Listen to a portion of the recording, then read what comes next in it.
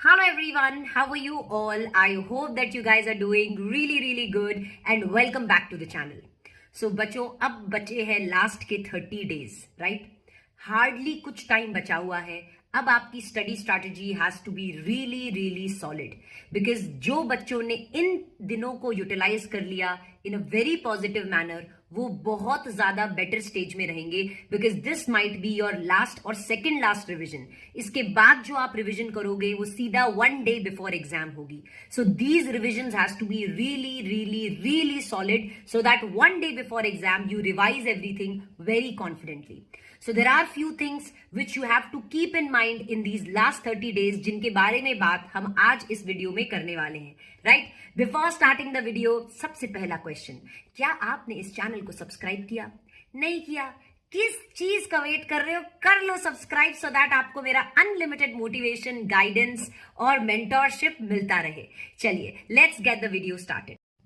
सबसे पहले now you have to divide your time into the subjects that you have. For example अगर आप group 1 दे रहे हैं तो आप अपने टाइम को डिवाइड कर दीजिए. सबसे पहली चीज जो मैं आपको बताना चाहूंगी, फॉर एग्जाम्पल अगर आप ग्रुप 1 दे रहे हैं तो आपका पहला पेपर होगा अकाउंट्स का. Your first paper is going to be of accounts. तो अकाउंट्स को प्रिपेयर करने के लिए आपके पास करीबन पहले के 5-6 दिन रहेंगे. सबसे पहले जो आपको अभी रिवाइज करना है वो है आपके rest of the subjects. For example अगर आप ग्रुप 1 दे रहे हैं तो जो आपके बचे हुए 3 सब्जेक्ट्स है, क्योंकि पहले सब्जेक्ट्स को प्रिपेयर करने के लिए मतलब पहले पेपर को प्रिपेयर करने के लिए दैट इज अकाउंट्स को प्रिपेयर करने के लिए आपके पास ज्यादा टाइम होगा, but rest of the papers के लिए आपके पास ज्यादा टाइम नहीं होगा. सो राइट नाउ आपको क्या करना है, फोकस करना है on the other 3 subjects very nicely, क्योंकि उनको प्रिपेयर करने के लिए आपके पास कम समय होगा. Correct? Okay ma'am, that is the first thing. Now second thing is जितने भी डेज है आपके पास you have to divide it in the number of subjects that you have. आप फॉर एग्जाम्पल आपने 5-6 दिन टैक्स को दे दिए, आप फिर 5-6 डेज कॉस्टिंग को देंगे. आप अकॉर्डिंगली क्या करेंगे, जितना भी टाइम आपके पास है according to your strong and according to your weak subjects आप टाइम को डिवाइड कर दें. जैसे फॉर एग्जाम्पल अगर आप टैक्स को 6 डेज दे रहे हो, मेक श्योर आप इस 6 डेज में ईच एंड एवरी चैप्टर के कम से कम पास्ट 2 अटेम्प्ट्स की आरटीपीज को कवर करो. You have to cover at least 2 attempts RTPs of each and every chapter of each and every subject.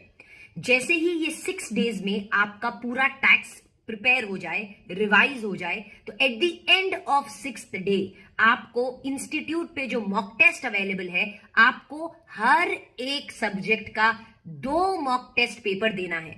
2 mock test papers are available on the ICAI website. So as soon as you complete your revisions, what you have to do is appear for mock test. जैसे ही you will give mock test, आपको पता चल जाएगा where are you going wrong, where are you getting stuck, किस चीज को लिखने में दिक्कत आ रही है. You will understand. Rather than making mistakes in the exam, it's very good to know your mistakes before exams. तो आप क्या करो, लाइक आई सेड जितने भी डेज आपके पास डिवाइडेड है, पहले पेपर के लिए लाइक आई सेड आपको टाइम ज्यादा मिल जाता है, तो रेस्ट 3 सब्जेक्ट्स अगर आप एक ग्रुप दे रहे हैं तो उसके लिए टाइम कम होता है. तो इन 3 सब्जेक्ट्स पे आप फोकस करें. इन 3 सब्जेक्ट्स की प्रिपरेशन अभी आपको कुछ इस तरीके से करनी है that you have to divide your number of days. As soon as you complete 1 chapter, simultaneously उसके 2 attempts की RTPs को कवर करें. And next what you have to do is, जब आपने 6 दिन टैक्स को दिए हैं, as soon as the 6 days gets over, tax prepare हो गया, तो आप मॉक टेस्ट पेपर्स को दें. 2 मॉक टेस्ट पेपर को दें. जब आप मॉक टेस्ट पेपर दोगे, like I said, you will understand wherever you are going wrong. आप अपनी मिस्टेक्स को इंप्रूव कर सकते हो, या अगर कहीं राइटिंग में दिक्कत आ रही है तो उसे भी इंप्रूव कर सकते हो. तो इस तरीके से 30 डेज को आपको अब यूटिलाइज करने हैं. As soon as for example आपने एक बार आपकी प्रिपरेशन हुई, लेट से आपने पहली रिविजन में, अब इन 30 डेज में पहली रिविजन में लेट से 6 दिन आपने टैक्स को दिए, लेट से बचे हुए आपने जो 6 डेज है वो आपने अपने other rest let's say 6 days आपने लॉ के लिए दे दिए, और लेट्स से आपने 6 डेज आपके बचे हुए कॉस्टिंग के लिए दे दिए. फिर आप क्या करो, फिर आप कम से कम 2-2 दिन रखो जिसमें आप 2 दिन फिर से टैक्स को एक बार रिवाइज कर लो फटाफट, फिर से 2 दिन में थोड़े कॉस्ट की चीजों को रिवाइज कर लो. ये जो 2 दिन का आपका नेक्स्ट रिविजन होगा ना, इस 2 दिन में आपको उन चीजों को रिवाइज करना है जिनमें आपको प्रॉब्लम्स होती है, जिन चैप्टर्स जो आपको बहुत ज्यादा डिफिकल्ट लगते हैं, इन 2 दिन दिन में एक बार उन चैप्टर्स को अपनी नजरों से क्या कर लो, निकाल लो। सो इससे क्या होगा, आपके लास्ट ये जो 30 डेज है इनमें आपकी रिवीजन बहुत सॉलिड हो जाएगी। एंड देन जितना भी बचा हुआ टाइम है आप अपने फर्स्ट पेपर को दे सकते हो, that is your accounts. So accordingly ये मैंने आपको एक ब्रॉड फ्रेमवर्क बताया है जिस हिसाब से आप अपने प्रिपरेशन को कर सकते हो। Rest, you know your strong subjects, you know your weaknesses, you can divide your time and allot your time accordingly, correct? So but जिन चीजों पे ध्यान रखना है वो ये है कि मॉक टेस्ट देना ही देना है इन 30 डेज में।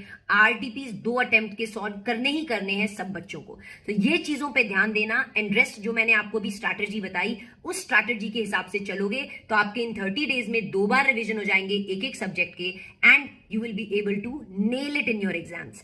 कहीं पे भी लो फील मत करना, ट्रस्ट योर सेल्फ। आधा एग्जाम तो आपका कॉन्फिडेंस से ही निकल जाता है अगर आप कॉन्फिडेंटली चीजों को लिखते हो। So never feel under confident, be confident, trust your मेहनत, trust yourself and go for it, right? Best of luck from my side, I keep guiding you like this. That is it for now. अगर ये video अच्छी लगी हो तो इसे जरूर like करना, okay? That is it for now बच्चों, बाय बाय।